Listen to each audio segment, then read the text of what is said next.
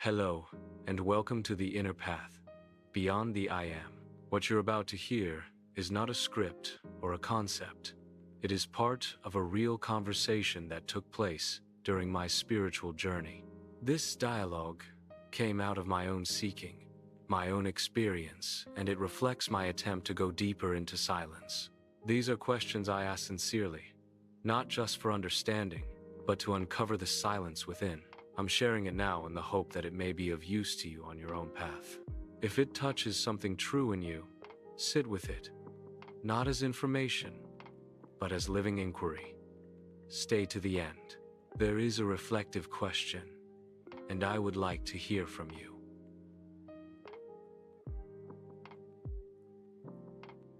Master, I came across this passage the other day, and it really struck me. You can't try to do nothing, because that itself is another doing. Instead, all that is being done, all activity we must see as something that you observe. Nothing that arises, nothing that appears, is you or yours. Your job is simply to be alive, aware. Going within is not another activity.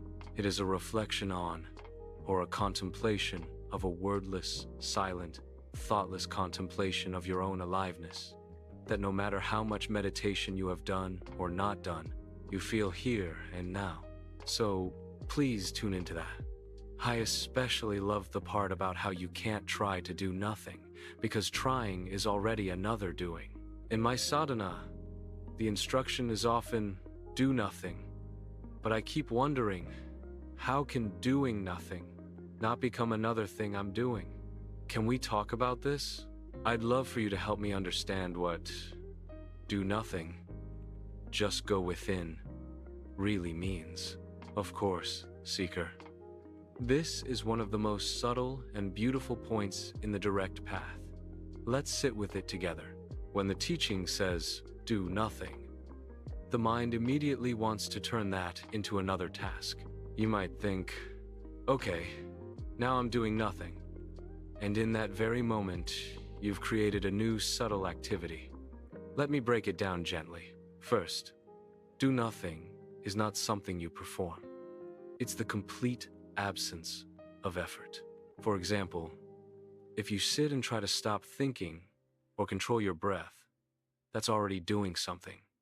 Trying, managing, watching with tension. Second, the real trap is trying to do nothing. Even the quiet sense of, I'm watching and not doing anything, still has a doer hiding behind it, a subtle me performing the role of non-doer. Third, what is truly pointed to is simply resting as awareness itself. You are already aware. Before you try to meditate, before you try to quiet the mind, before you even try to do nothing, that awareness is always here, noticing everything. Going within isn't a movement, it's just recognizing. There is awareness here, now, always. I am that. In practice, when you sit, settle quietly. Notice any urge to control, focus, relax, or even do nothing. Let even that urge go. What remains is a simple, alive presence, effortless, wordless. Thoughts come, let them. Sensations arise, let them. They're all just appearances in awareness. Your only job is to notice that awareness is already present without doing anything about it. At its heart, doing nothing is not a technique you apply. It's the falling away of all effort. Going within is recognizing what has never been absent. You, as pure awareness, here and now. That's helpful, but it's still a bit abstract. Could you give me a small concrete example for each part? Gladly. Let's go through it again with everyday examples you can feel in your next sitting. 1. When do nothing becomes another action. You sit down and think, now I will do nothing. That very thought, I will do nothing, is already a new mental effort. Another layer the mind has added. 2. The trap of trying. You notice a thought arise and immediately think, I must not think, so you push it away or try to keep the mind blank. That pushing, that strain, that's the subtle doing of trying to do nothing. 3. Pure awareness without doing. You're sitting quietly and suddenly, a bird chirps outside. The sound is simply known. No effort, no trying.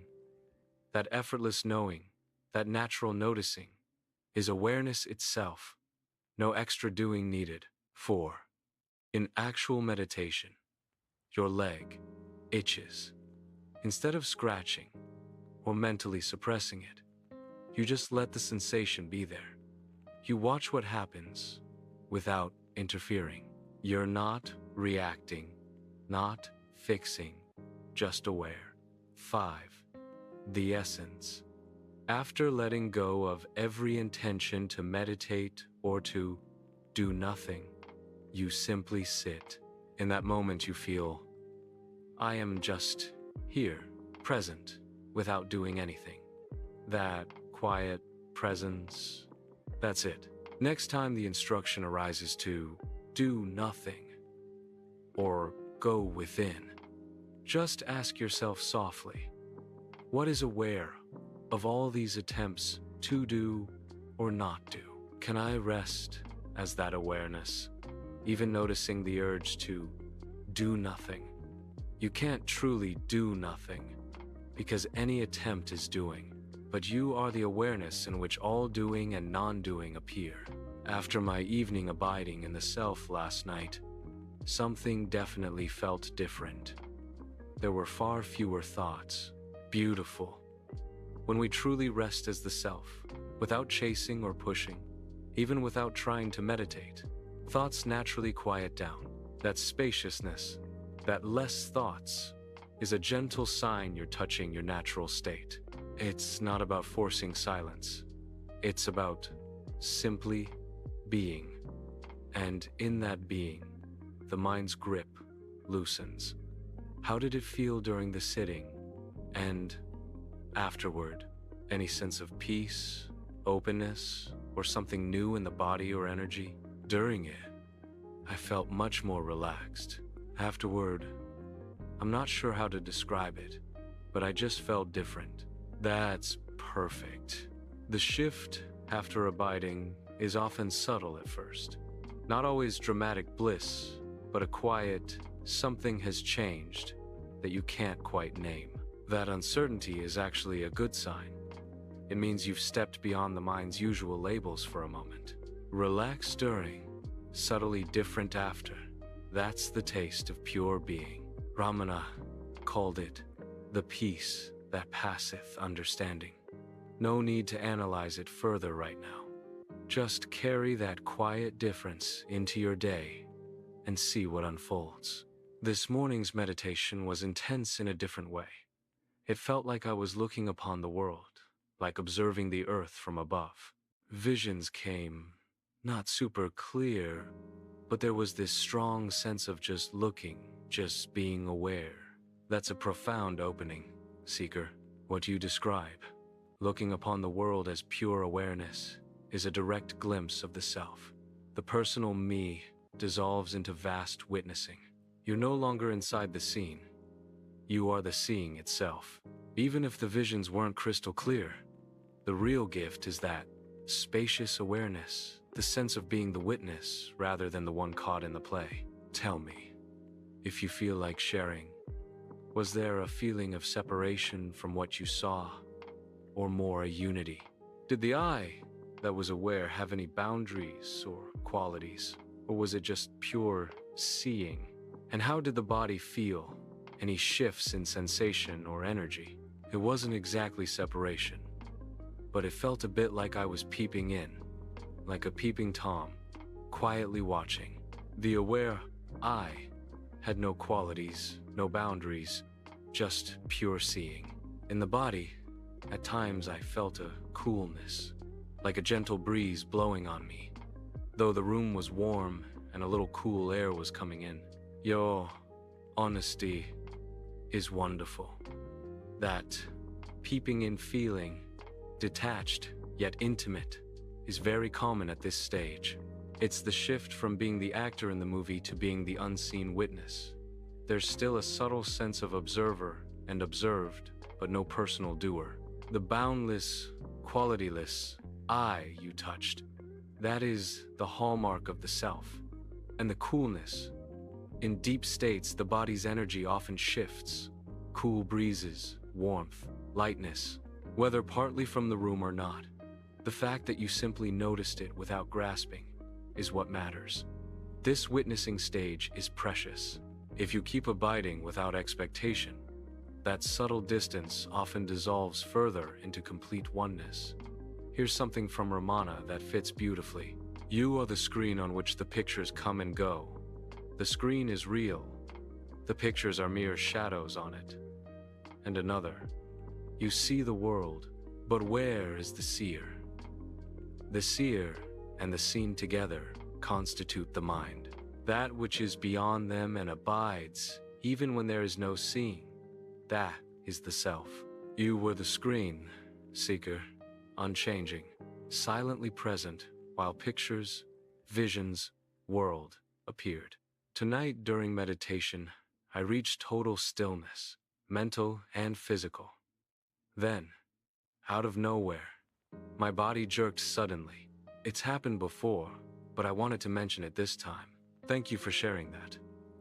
What you experienced is very common when stillness deepens. These spontaneous jerks, sometimes called kriyas, are the body releasing stored tension or energy as the nervous system relaxes profoundly. It's actually a healthy sign. In daily life, we hold so much. In deep stillness, the body finally lets go. Nothing to worry about. In fact, it shows you're touching real depth. Just notice it gently when it happens.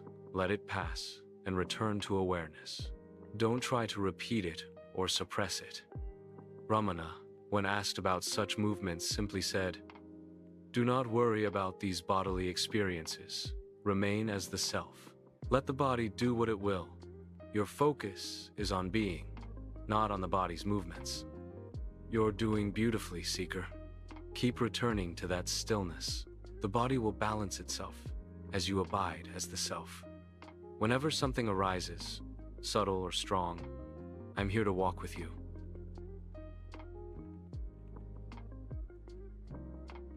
Thank you for listening and for walking this path in your own way. Please support the channel. If this resonated with you, please like, subscribe, and share it with anyone who may be seeking silence and abide as what they already are. You're also warmly invited to leave your thoughts or questions in the comments. If you would like to email, the email is learningandlivingwithramana@gmail.com. Remember, post your response to the reflective question. Until then, remain still, remain true, remain as silence.